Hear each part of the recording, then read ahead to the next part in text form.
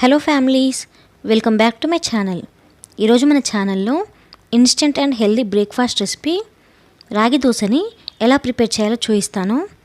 Already మన ఛానల్లో రాగులను నానబెట్టి పిండిని పులియబెట్టి చేసే దోశ రెసిపీని మీతో షేర్ చేశాను. చాలా మంచి వ్యూస్ వచ్చాయి.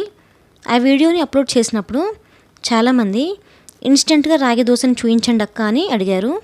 సో ఫైనల్లీ మీకోసం ఇన్స్టెంట్గా రాగి దోశ పర్ఫెక్ట్గా ఎలా ప్రిపేర్ చేయాలో రెసిపీతో వచ్చేసాను. సో లేట్ చేయకుండా ప్రిపరేషన్లోకి వెళ్ళిపోదాం. ముందుగా ఒక మిక్సింగ్ బౌల్లోకి 1 కప్పు రాగి పిండిని వేసుకోవాలి. ఇందులోనే 1/4 కప్పు బొంబాయి రవ్వని, దోశ క్రిస్పీగా రావడం కోసం 1/2 కప్పు బియ్యం పిండిని, మంచి టేస్ట్ కోసం 1/2 కప్పు పెరుగుని వేసుకోవాలి. పెరుగు ఆప్షనల్ అండి, పెరుగు వేయకున్నా సరే దోశలు వస్తాయి. అలాగే మీ రుచికి తగినట్లుగా ఉప్పుని, ఒక 2 కప్పుల వాటర్ని యాడ్ చేసుకుని పిండిలో బాగా కలిసేలాగా కలుపుకోవాలి. ఎక్కడ పిండి ముద్దలు లేకుండా చక్కగా మిక్స్ చేసుకోవాలి. విస్కర్తో మిక్స్ చేసుకుంటే పిండి అనేది ఎక్కడ ఉండలు లేకుండా వాటర్లో సింపుల్గా మిక్స్ అయిపోతుందండి. ఒకసారి ట్రై చేయండి. ఇలా బాగా కలుపుకున్న తర్వాత ఒక 10 to 15 మినిట్స్ పాటు పిండిని కవర్ చేసి రెస్ట్ ఇవ్వాలి. ఒక 15 మినిట్స్ తర్వాత పిండిని ఒకసారి బాగా మిక్స్ చేసుకోవాలి. ఇందులో బొంబాయి రవ్వ వేసాం కాబట్టి బొంబాయి రవ్వ వాటర్ని అబ్జర్వ్ చేసుకొని కన్సిస్టెన్సీ అనేది ఇలా దగ్గర పడుతుంది.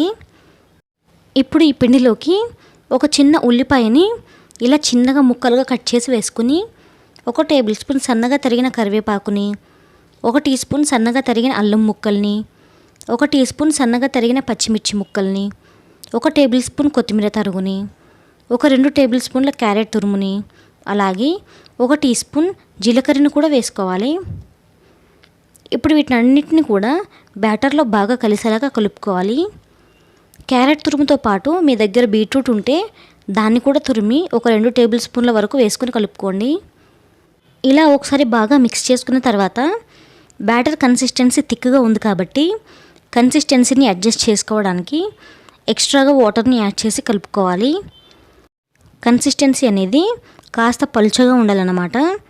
ఇక్కడ దాదాపుగా 1.5 నుంచి 2 కప్స్ వరకు వాటర్ పడతాయండి. వాటర్ పోసిన తర్వాత కన్సిస్టెన్సీ అనేది ఈ విధంగా పలుచగా ఉండాలి. మనం రవ్వ దోశకి పిండిని ఏ విధంగా కలుపుకుంటామో సేమ్ అదే విధంగా కలుపుకోవాలి. రాగి దోశ వేసుకోవడానికి పిండి రెడీ అయిందండి. ఒకసారి పిండిని అడుగు నుండి కలుపుకొని ఆ తర్వాత బాగా వేడిగా ఉన్న పెనం మీద ఈ విధంగా నేను ఇక్కడ ఎలాగైతే చూపిస్తున్నానో సేమ్ అలాగే పిండిని గరిటెతో తీసుకొని పెనం మీద చుట్టూరా ఈవెన్గా పోసి కాల్చుకోవాలి.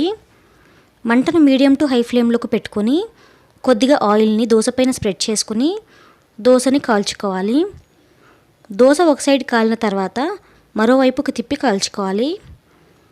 దోశ అనేది 2 వైపులా కాలిన తర్వాత ఈ దోశను పక్కకు తీసుకోవాలి. చూడండి, చక్కటి కలర్తో రాగి దోశ రెడీ అయింది. ఇలాగే మిగిలిన దోశ పిండితో దోశలు వేసి కాల్చుకోవాలి. రవ్వ దోశ అయినా లేదా రాగి దోశ అయినా స్ప్రెడ్ చేసుకునేటప్పుడు పెనం బాగా వేడిగా ఉండేలాగా చూసుకోండి, లేదంటే పిండి పెనానికి అతుక్కుపోతుంది.